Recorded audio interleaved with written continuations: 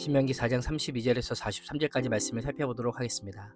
앞선 말씀에서 하나님을 온전히 섬기지 않고 우상 숭배를 하면 속히 멸망하고 흩어질 것이지만 그곳에서 마음과 성품을 다하여 하나님을 찾으면 만나 주실 것이라고 하셨습니다.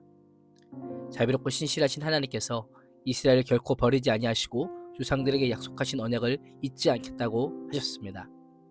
본문은 하나님의 자비로운 은혜와 사랑이 어떻게 이스라엘 역사 가운데 보여졌는지 과거를 회상합니다.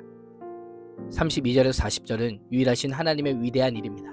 모세는 이스라엘 백성들의 믿음을 고취시킬 뿐 아니라 정체성을 분명히 하기 위해 창조부터 오늘 시간까지 이스라엘을 향한 하나님의 구원과 회복의 은혜를 상고할 것을 권면합니다. 마치 부모가 자녀들에게 일일이 설명해 주기보다 스스로 생각할 수 있도록 질문을 던지는 것과 유사합니다. 하나님과 다른 신들을 비교해보라.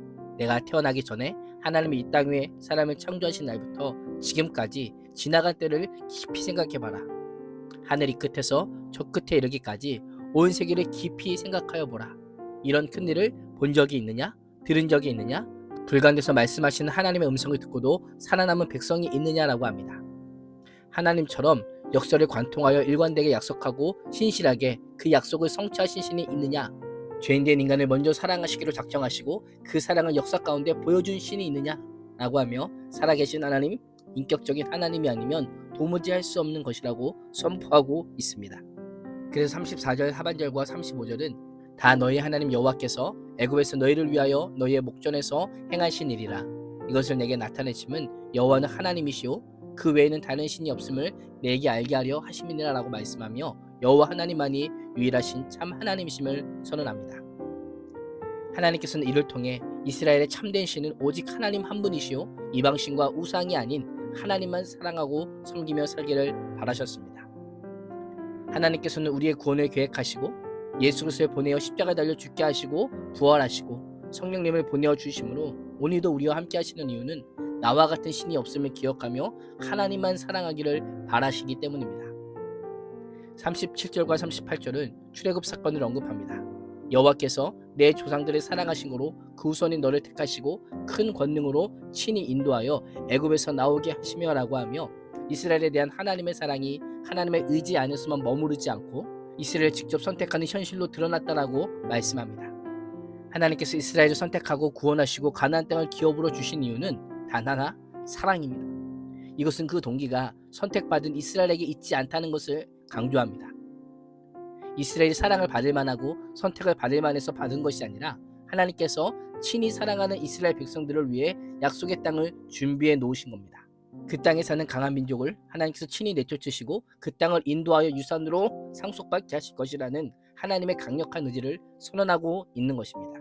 우리가 하나님을 사랑하고 순종해야 될 이유는 사랑할 수 있는 능력도 자격도 없는 우리를 먼저 사랑하신 하나님의 사랑 때문입니다.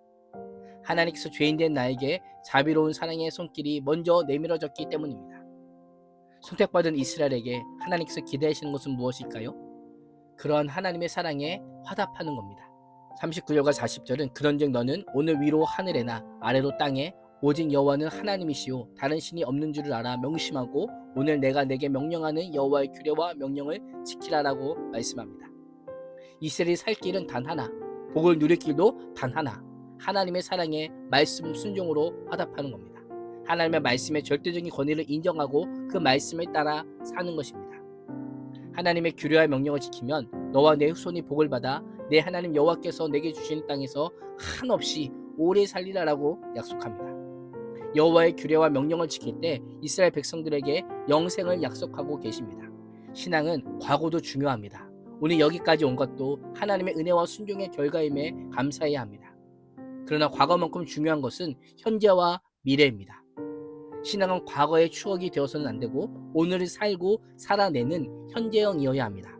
차갑지도 않고 미지근하지도 않은 신앙, 첫사랑의 뜨거움으로 사는 신앙이어야 합니다. 연초가 되면 많은 신앙의 결단을 합니다. 혹시 이미 작심삼일이 된 분이 계십니까? 다시 일어나십시오. 하나님의 명령을 지키는 오늘을 살아가시고 살아내셔서 오늘의 신앙이 무너진 자에게 내일이 없음을 기억할 수 있기를 축복합니다. 41절에서 43절은 요단 동편의 도피성입니다. 모세는 첫 번째 설교를 마무리하는 그때에 요단 이쪽 해돋는 쪽 돈평 땅의 세 성읍을 도피성으로 구별합니다. 도피성을 구별한 것은 원한이 없이 무주 중에 살인한 자가 성읍으로 도피할 수 있도록 하기 위함입니다.